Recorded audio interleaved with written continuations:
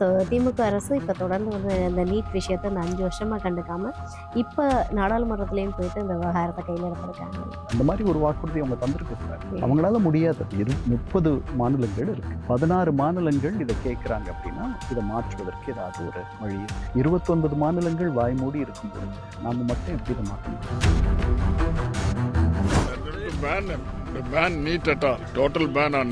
மற்ற இடங்களை கம்பேர் பண்ணும்போது தமிழ்நாட்டுக்கு வந்து நீட் வேணாம் அப்படின்றதில்ல. இதுக்கு முன்னாடி இருந்த டிஎம்கே கவர்மெண்ட்டாக இருக்கட்டும், இல்லை இப்போ இருக்கக்கூடிய டிவிகே கவர்மெண்ட்டாக இருக்கட்டும், 2 பேருமே ரொம்ப ஸ்டேபிளாக இருக்காங்க. கரப்பான் பூச்சி கட்சியினரே கூட நீட் வேண்டாம் என்று சொல்லவில்லை. நீட் தேர்வில் நடக்கும் முறைகேடுகளுக்கு எங்களை பலிகொடா ஆக்கிடாதீங்க, அவ்வளவுதான் கேட்டாங்க. நீட் வேண்டாம்னு சொல்ற ஒரே ஆள் இந்தியா முழுக்க நம்ம மட்டும்தான்.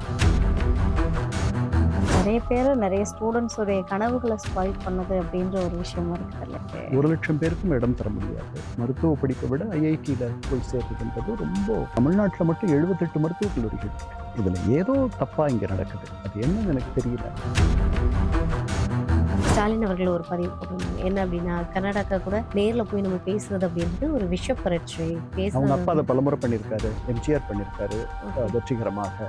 எல்லா வழிகளையும் கையாளுங்க. ஒருத்தர் நான் தோத்து போயிட்டதுனால நீங்க தோக்கணும்னு ஒன்று அவசியம்.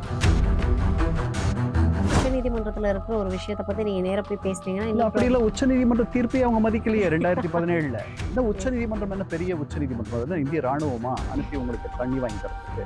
எல்லா வழிகளிலும் நம்முடைய முதல்வர் முயல வேண்டும். தண்ணீர் கிடைக்கிறதுன்றதுதான் வழி, அவ்வளவுதான். எவ்வளவு நமக்கு தண்ணி பஞ்சத்தின் போது கிடைக்கணும்னு சொன்னாங்க. அந்த தண்ணி கூட இந்த முறை வரல. அதற்கு என்ன கோர்ட்டை வந்து நாட வேண்டியிருக்கு? என்னைக்கு கோர்ட் வந்து இறங்கி வரும்? அப்படியே இறங்கி வந்தாலும் கர்நாடகா உடனே ஒத்துக்குமா? Lower riparian state. அவங்க தயவை எண்ணி நம்ம காத்திருக்கோம்.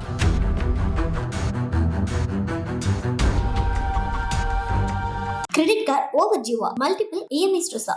இனி ஒரே இஎம்ஐல ஈஸியா மேனேஜ் பண்ணலாம். Power of one EMI. Sir வணக்கம். வணக்கங்கம்மா. எப்படி சார் இருக்கீங்க? நல்லா இருக்கீங்க. Super sir, super. இப்போ நீட் அகேன்ஸ்ட் அந்த வினாத்தாள் கசிஞ்சதுல அந்த விஷயமே உதாரணமாகி ஸ்டூடெண்ட்ஸோடைய போராட்டம், அதுக்கப்புறம் சிஜிபியோட போராட்டம், இதில் வந்து மத்திய கல்வி அமைச்சர் தர்மேந்திர பிரதான் பதவி விலகி இருந்தாங்க. ஸோ இதை அடுத்து பிரதமர் மோடி அவர்கள் வந்து உயர்நிலை குழு அமைச்சிருக்காங்க. ஸோ இதை எப்படி பார்க்குறீங்க? இது அடுத்த கட்டம் எப்படி போகும்னு நினைக்கிறீங்க?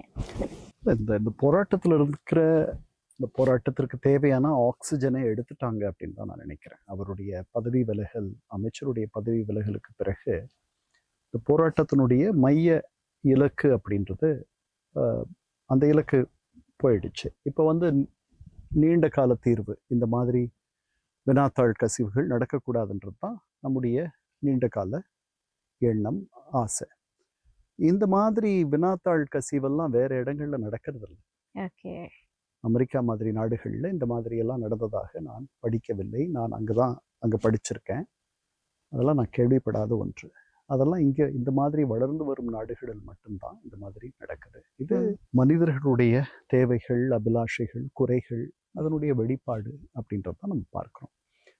அதனால் இந்த அமைச்சிருக்கிற இந்த குழு வந்து அதில் இருக்கக்கூடிய குழுவினுடைய தலைவர் ரொம்ப எல்லாருக்கும் தெரிஞ்ச ஒருத்தர். இந்த நீங்கள் வச்சிருக்கிற ஆதார், நான் வச்சிருக்கிற ஆதார், அதற்கு வந்து அடித்தளமிட்டவர் நந்தன் நிலக்கேணி. முன்னாடி இருந்த காங்கிரஸ் அரசுல கேபினட் அந்தஸ்தோட அவர் அந்த பொறுப்புல இருந்தார் ஒரு 20-25 ஆண்டுகளுக்கு முன்னாடி. அதனால அவர் ரொம்ப தரமான ஒரு சரியான ஒரு தலைவரை அவங்க இந்த இடத்துக்கு கொண்டு வந்திருக்காங்க. மற்ற உறுப்பினர்கள் பற்றி எனக்கு அதிகம் தெரியல. அதனால அவங்க என்ன வழிமுறைகளை சொல்றாங்கன்னு பார்க்கணும். பார்த்துட்டு அதுக்கப்புறம் தான் அதை பற்றி பேச முடியும். இப்போதைக்கு இந்த போராட்டத்தினுடைய இலக்கு அமைச்சருடைய பதவி விலகல் அப்படின்றத அவங்க மையப்படுத்திட்டு இருந்தாங்க. அது நடந்துருச்சு. ஓகே. சரி, இது இன்னைக்கு நீங்கள் பார்த்துருந்தீங்க அப்படின்னா அமைச்சர் வன்னியரசு அவங்க ஒரு விஷயம் சொல்லியிருந்தாங்க, ஒரு ஸ்டேட்மெண்ட் கொடுத்துருக்காங்க. இந்த உயர்நிலை குழு அமைக்கிறது அப்படின்றதே வந்து ஒரு கண் துடைப்பு விஷயம்தான். ஸோ இதில் வந்து மோடி அரசு வந்து எந்த ஒரு சரியான முடிவுமே எடுக்காது அப்படின்னு ஒரு விஷயத்த மென்ஷன் பண்ணியிருக்காங்க. அதாவது இன்னும் கல்யாணமே ஆகலை அப்படின்னும் பொழுது நீங்கள் இவங்களுக்கு குழந்தையே பிறக்காதுன்னு சொன்ன என்ன அர்த்தம்? வரட்டும், அறிக்கை வரட்டும். ஏன் எல்லாத்தையுமே இவ்வளவு இருளா பார்க்கணும்? இல்லை, ஏன்னா ரீசன் இருக்கு. இப்போ மற்ற இடங்களை கம்பேர் பண்ணும்போது தமிழ்நாட்டுக்கு வந்து நீட் வேணாம் அப்படின்றதில்ல. இதுக்கு முன்னாடி இருந்த டிஎம்கே கவர்மெண்ட்டாக இருக்கட்டும், இல்லை இப்போ இருக்கக்கூடிய டிவிகே கவர்மெண்ட்டாக இருக்கட்டும், 2 பேருமே ரொம்ப ஸ்டேபிளாக இருக்காங்க. ஸோ இது நீட்டால் கசிவுக்காக எடுத்த போராட்டத்தை தாண்டி இப்போ பல மாநிலங்கள் வந்து நீட்டே வேணான்ற அளவுக்கு போராட்டம் பண்ண ஆரம்பிச்சிட்டாங்க இல்லையா? ஏன் அப்படி ஒரு மாநிலமும் நடக்கல, ஓகே. எங்கேயுமே நடக்கல. பட் நம்மளோடதுல ரொம்ப நீ ஸ்ட்ராங்கா. கரப்பான் பூச்சி கட்சியினரே கூட நீட் வேண்டாம் என்று சொல்லவில்லை. ம். நீட் தேர்வில் நடக்கும் முறைகேடுகளுக்கு எங்களை பலிகொடா ஆக்கிடாதீங்க, அவ்வளவுதான் அவங்க கேட்டாங்க. நீட் நம்ம வேண்டான்னு சொல்ற ஒரே ஆள் இந்தியா முழுக்க நாம மட்டும்தான். ஓகே. அதுல கூட எல்லாரும் சொல்றாங்களான்னு எனக்கு தெரியாது. ம். திராவிட முன்னேற்ற கழகம் சொல்லுது, இன்னைக்கு புதிதாக வந்திருக்கிற இந்த அரசு சொல்லுது. ம். பல போட்டித் தேர்வுகள் ரொம்ப காலமாக இந்தியாவில் நடக்குது. அகில இந்திய அளவில், அதாவது சட்டத்துக்கு கூட வந்துருச்சு, சட்டப்படிப்புக்கு கூட வந்துருச்சு. அதுக்கு பிறகு பொறியியல் கல்லூரிகளுக்கெல்லாம் ஐஐடி மாதிரி பெரும் நிறுவனங்களுக்கு, பெரும் பல்கலைக்கழகங்களுக்கு நீங்க போகிறதுனா ஐஐடி ஜாயிண்ட் என்ட்ரன்ஸ் எக்ஸாம்ஸ், கூட்டு நுழைவு தேர்வுகள் அப்படின்றது தசாப்தங்களா நடக்குது. அதனால அங்கெல்லாம் நடக்காதது இங்க நடக்குது. இங்க தற்கொலைகள் நடக்குது. இதை வந்து பெரிய அளவில் இதை வந்து பெருசாக நேசிக்கிற ஒரு ஒரு ஒரு ஒரு ஒரு சமுதாய பிரிவு இருக்கு. இந்த மருத்துவ படிப்பு மேலே நமக்கு இருக்கிற ஒரு மயக்கம் இன்னும் தீராமல் இருக்கு. இதில் புறநகர் கிராமப்புற மாணவர்கள் பாதிக்கப்படுவதாக நாம் சொல்லுகிறோம். நம்ம மட்டும்தான் சொல்கிறோம்.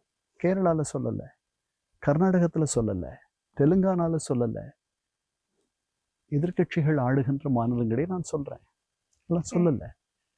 காக்ரோச் ஜனதா பார்ட்டி நீட் வேண்டாம் என்று சொல்லவில்லை. நீங்க திருப்பி திருப்பி எங்களை எழுத சொல்லாதீங்க. தேர்வு 1,00,000 பேர் தமிழகத்திலிருந்து இந்த தேர்வை ஆண்டுதோறும் எழுதுகிறார்கள். அதில் ஒரு 15,000 இடங்கள் இருக்கு. மீதி 85,000 பேருக்கு இடம் கிடைக்காது. அவ்வளவுதான். அட்டைதாரர்கள் மட்டுமே தமிழகத்துல 2 கோடி குடும்பங்களுக்கு மேல இருக்காங்க. 1,00,000 குடும்பங்களை பாதிக்கிற ஒன்று எப்படி வெகுஜன அபிப்பிராயமாக மாறும்? ஓகே. பட் அது நிறைய பேர், நிறைய ஸ்டூடெண்ட்ஸோடைய கனவுகளை ஸ்பாயில் பண்ணது அப்படின்ற ஒரு விஷயமா இருக்குது இல்லையா? நான் சொல்லிட்டேனே, நான் தான். அது மேல நமக்கு ஒரு பெரிய மயக்கம் இருக்கு. ஓகே. 1,00,000 பேருக்கும் இடம் தர முடியாது. போட்டித் தேர்வுகள் பல ஆண்டு காலமாக இதை விட பெருசா நினைக்கிற ஐஐடி மருத்துவ படிப்பை விட ஐஐடியில போய் சேர்றது என்பது ரொம்ப கௌரவமானது, ஒரு மரியாதைக்குரியதுன்னு நினைக்கிற எவ்வளவு பேர் இருக்காங்க. ஏன்னா ஐஐடிகள் எத்தனை இருக்கு? ஒரு 10 இருக்குமா இந்தியாவில்? தமிழ்நாட்டில் மட்டும் 78 மருத்துவக் கல்லூரிகள் இருக்கு. அதனால அதை விட அது ரொம்ப பெருசு. ஏன்னா ரொம்ப குறைவா இருக்கு, குறைவான இடங்கள் இருக்கு, ரொம்ப மரியாதைக்குரியது. They are premier institutions of India. இந்தியாவினுடைய நவீன கோவில்கள் அதெல்லாம், கல்விச்சாலைகள்.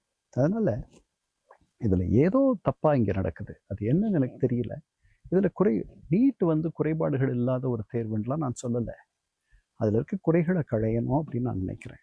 நாம மட்டுமே ஏன் தனியாக ஒற்றையாக இந்த எதிர்ப்பை செய்து கொண்டிருக்கிறோம் என்பது எனக்கு புரியல. அதுக்கு எஜுகேஷன் சிஸ்டம் ஒரு ரீசன் சொல்லலாமா? எனக்கு தெரியல ஏன்ட்டு. ஏன்னா நான் கேரளால இருந்து இந்த மாதிரி, அதாவது 2014-15 வேறு சில மாநிலங்களும் எதிர்த்தன. அதுக்கப்புறம் அவர்கள் வந்து அதுக்கு அவங்களுடைய என்ன நடந்துச்சுன்றது எனக்கு சரியா தெரியல. அதுக்கப்புறம் எதிர்ப்பு குரல் போயிடுச்சு. மேற்கு வங்கத்திலிருந்து எதிர்ப்பு வரல. மேற்கு வங்கம் இப்பதான் பாஜக கிட்ட வந்திருக்கு. எதிர்கட்சிகள் ஆளுகின்ற மாநிலங்களிலிருந்து தமிழகத்தை தவிர பக்கத்தில் இருக்க கர்நாடகா, எந்த ராகுல் காந்தி போய் இதை இவ்வளவு பெரிய ஒரு செய்தியாக மாற்றுவதற்கு உதவினாரோ, அவருடைய கட்சி ஆளும் கர்நாடகத்திலிருந்து ஒரு குரல் கூட நீட் வேண்டாம் என்று சொல்லியதை நான் என் காதுகளில் கேட்கவில்லை. சரி, இப்போ மாணவர்கள் மீது ஒரு தடியடி நடத்தப்பட்டது இல்லையா? ஸோ இதை மையமாக வச்சு தொடர்ந்து கிட்டத்தட்ட 12 நாட்களாக வந்து நாடாளுமன்ற அவையில் வந்து தொடர்ந்து குழப்பங்கள். ஸோ இதுக்கு உரிய பதில் சொல்லணும்னு சொல்லிட்டு இன்றைக்குமே நாடாளுமன்றம் வந்து ஒத்தி வைக்கப்பட்டிருக்குது. ஸோ மாநிலங்களவையாக இருக்கட்டும், மக்களவை எம்பிக்களாக இருக்கட்டும், எல்லாருமே வந்து வெளிநடப்பு பண்ணியிருக்காங்க, முக்கியமாக திமுக அரசு. ஸோ திமுக அரசு இப்போ தொடர்ந்து வந்து இந்த நீட் விஷயத்தை இந்த 5 வருஷமாக கண்டுக்காமல் இப்போ நாடாளுமன்றத்துலேயும் போயிட்டு இந்த விவகாரத்தை கையில் எடுத்திருக்காங்க. இல்லையே, திமுக நீட்டுக்கு எதிராக எவ்வளவோ பேசியிருக்காங்க. அவங்க ஆட்சியில் இருந்தபோது சட்டமன்றத்தில் தீர்மானம் கொண்டு வந்தாங்க. ஓய்வு பெற்ற நீதிபதி ஒருவரை நியமிச்சு ஒரு அறிக்கை, அந்த அந்த குழு ஒரு அறிக்கை தந்துச்சு. ஓகே. அந்த அறிக்கை வந்து அதில் இருக்க குறைபாடுகள் எல்லாம் சொல்லுச்சு. அதில் இருக்கக்கூடிய அநீதின்ட்டு அவங்க நினைச்சதெல்லாம் சொல்லுச்சு. அவங்க எங்க வந்து நீட்டுக்கு எதிராக இல்லை? இல்ல அவங்க தான் ஏதோ நீட்டு நாங்க ஒழிச்சிரோம்னு சொல்லிட்டு சீக்ரெட் வச்சிருக்கேன்னாங்க. ஒழிச்சிருவோன்னு பட் சொல்றது அதுக்கான அதாவது, அம்மா எஸ். நீங்க என்ன கல்யாணம் பண்ணிக்கிட்டீங்கன்னா நான் வந்து உங்களை ரொம்ப நல்லா வச்சுக்குவேன்ட்டு ஒரு ஆண் வந்து ஒரு பெண்ணுகிட்ட சொல்றதெல்லாம் நடக்கும்.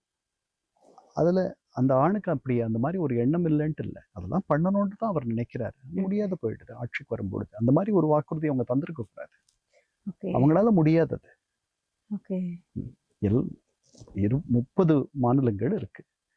16 மாநிலங்கள் இதை கேட்குறாங்க அப்படின்னா இதை மாற்றுவதற்கு ஏதாவது ஒரு வழி இருக்கு. ஓகே. 29 மாநிலங்கள் வாய்மூடி இருக்கும் பொழுது நாம மட்டும் எப்படி இதை மாற்ற முடியும்? பாசிபிள் இல்லாத விஷயம். கச்சத்தீவு மீட்பதற்கும் இதை மாற்றுவதற்கும் பெரிய வித்தியாசம் எதுவும் இல்லை. ஓகே. ஸோ டாஸ்கான விஷயம் தான் நினைக்கிறேன். ஓகே. நம்மளுடைய சிஎம் வந்து இப்போ மேகதாது விவகாரம் வந்து கொஞ்ச நாளாக வந்து பெரும் பேசுபொருளாக மாறி இருக்கிறேன். ஸோ சிஎம் சார் வந்துட்டு ஒரு ஸ்டாண்ட் எடுக்கிறாங்க. நான் வந்து ஆகஸ்ட் 3 கர்நாடகாவில் போயிட்டு நேரில் பேசிட்டு வரேன் அப்படின்னு சொல்லிட்டு நேரில் போய் பேசினா தீரக்கூடிய ஒரு பிரச்சனையா இது? இல்லை, இது எப்படி, அதாவது இதை தீர்க்கிறதுக்கு என்ன வேணாலும் பண்ணலாம். ஓகே. நேரில் போகலாம், உச்ச நீதிமன்றம் போகலாம், எல்லாம் போகலாம். உச்ச நீதிமன்றமெல்லாம் போயிட்டோம், பேசியும் பார்த்துட்டோம். ஏன் நம்ம வந்து 25 முறை பேச்சுவார்த்தைகள் நடந்தன இதுக்கு முன்னாடி. நம்ம வந்து உச்ச நீதிமன்றம் போகிறதுக்கு முன்னாடி, நான் சொல்றது பழசு, ஒரு 20 ஆண்டுகளுக்கு முன்பு, 25 ஆண்டுகளுக்கு முன்பு அப்ப இருந்த திமுக அரசு, 2006 இருந்த திமுக அரசு உச்ச நீதிமன்றத்திற்கு போனதற்கான காரணம், அதுக்கு முன்னாடி அத்தனை சந்திப்புகள் நடந்து அதுல வெற்றி கிடைக்கல, ஒரு தீர்வு வரல. அதாவது பஞ்சத்தை எப்படி பகிர்ந்துக்கிறது, வறட்சியை எப்படி, வறட்சி காலங்களில் எப்படி இருக்கக்கூடிய கொஞ்சம் தண்ணியை நம்ம 2 பேரையும் எப்படி பகிர்ந்துக்கிறது, அதுதான். அதாவது செல்வத்தை பகிர்ந்து கொள்வதில் சண்டை இல்லை.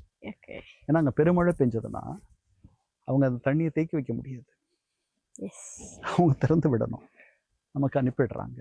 அதல்ல, மழையினுடைய வரத்து குறைஞ்சு போச்சு, தேவை அதிகமாயிடுச்சு எல்லா இடத்துலையும்.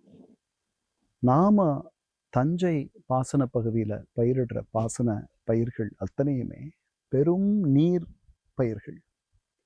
நெல் நிறைய தண்ணி வேணும், அதுக்கு நீரை கொஞ்சமாக கொள்ளுகிற பயிர்களை நாம் பயிரிடுவதில்லை. 25 முறை சந்திச்சு முடியாது போனதுனால உச்ச நீதிமன்றத்திற்கு போனோம். அப்போ உச்ச நீதிமன்ற தீர்ப்பு 2017-18 வந்த பொழுது அதை கர்நாடகா மதிக்காததையும் பார்த்தோம். அதற்கு பிறகுதான் ஜல்லிக்கட்டு நடந்துச்சு. அந்த ஏமாற்றத்தெல்லாம் வந்து வெளிக்கொணருகின்ற வரையில் ஜல்லிக்கட்டு விஸ்வரூபம் எடுத்துச்சு. அதனால அவர் பார்ப்பதில் ஒன்றும் தவறில்லை. எம்ஜிஆர் வந்து அவர் ஆட்சியில் இருந்தபோது ராமகிருஷ்ண ஹெக்டேவை பார்த்தார், அதுல தண்ணி கிடைச்சது. அதனால பேசி தீர்த்துக்க முடியும்னா அதுல என்ன தப்பு இருக்கு? தாராளமா பார்க்கலாம். ஓகே, தாராளமா பார்க்கலாம் அப்படின்றது உங்களுடைய விஷயமா இருக்கு. பட் இதுக்கு முன்னாடி இருந்த முதலமைச்சர் சிஎம் ஸ்டாலின் அவர்கள் ஒரு பதிவு போட்டிருந்தாங்க. என்ன அப்படின்னா, கர்நாடகா கூட நேர்ல போய் நம்ம பேசுறது அப்படின்றது ஒரு விஷ பரீட்சை. நீங்க நேர்ல அவங்க அப்பா அதை பேசுறது. பலமுறை பண்ணியிருக்காரு, எம்ஜிஆர் பண்ணியிருக்காரு வெற்றிகரமாக. எல்லா வழிகளையும் கையாள வேண்டும். ஒருத்தர் நான் தோத்து போயிட்டதுனால நீங்க தோக்கணும்னு ஒண்ணு அவசியம் இல்லை. இல்ல, உச்ச நீதிமன்றத்துல இருக்கிற ஒரு விஷயத்தை பத்தி நீங்க நேரா போய் பேசுனீங்கன்னா இல்ல, இன்னும் அப்படி இல்ல. உச்ச நீதிமன்ற தீர்ப்பை அவங்க மதிக்கலையே 2017. என்ன உச்ச நீதிமன்றம், என்ன பெரிய உச்ச நீதிமன்றம்? அதெல்லாம் இந்திய ராணுவமா அனுப்பி உங்களுக்கு தண்ணி வாங்கி தர்றதுக்கு? எல்லா வழிகளிலும் நம்முடைய முதல்வர் முயல வேண்டும். தண்ணீர் கிடைக்கிறதுன்றதுதான் வழி, அவ்வளவுதான். இந்த பஞ்சத்தை எப்படி பகிர்ந்துக்கிறதுன்றதுதான் வழி. அங்கேயே தண்ணி இல்லைன்றது உண்மை. ஏன்னா அதனால நமக்கு சேர வேண்டிய தண்ணியை கூட இதற்கு முன்னாடி இருந்த தீர்ப்பாணையம் எவ்வளவு நமக்கு தண்ணி பஞ்சத்தின் போது கிடைக்கணும்னு சொன்னாங்க, அந்த தண்ணி கூட இந்த முறை வரல. அதுதான் பிரச்சனை. அதற்கு என்ன கோர்ட்டை வந்து நாட வேண்டியிருக்கு? என்னைக்கு கோர்ட் வந்து இறங்கி வரும்? அப்படியே இறங்கி வந்தாலும் கர்நாடகா உடனே ஒத்துக்குமா? இதுக்கு முன்னாடி நடந்ததெல்லாம் நம்ம பார்த்தோம்னா நீங்க போய் படிச்சீங்கன்னா உங்களுக்கு தெரியும். அதனால நாம கீழாறு மாநிலம், லோவர் ரைப்பேரியன் ஸ்டேட், அவங்க தயவை எண்ணி நம்ம காத்திருக்கணும். நாம மேலாறு கிடையாது. நாம கர்நாடகாவா இருந்து அவங்க தமிழ்நாடா இருந்தோம்னா என்ன மாதிரி நிலை எடுப்போம்? நம்ம கர்நாடகத்துக்கு சாதகமாக, நமக்கு சாதகமாகத்தான் பேசுவோம். அதனால அவர்களுடைய துன்பத்தையும் நீங்க பார்க்கணும். இந்த துன்பத்தை எவ்வளவு முடியுமோ சமமா பகிர்ந்துக்கலாம். அவ்வளவுதான் பேச முடியும். அதற்கு அவர் நேரா பேசுறதுனால உச்சநீதிமன்றத்துல வந்து கெட்டு போயிடும் அப்படின்னு அப்படிலாம் ஆகும்னு எனக்கு தோணலை. ஏன்னா நீங்க நேரா பார்த்துட்டீங்க, இந்த வழக்கை நாங்கள் தள்ளுபடி பண்ணிடுறோம்னு சொல்லிடுவோம் உச்சநீதிமன்றம். ஆனா ஓகே சார்.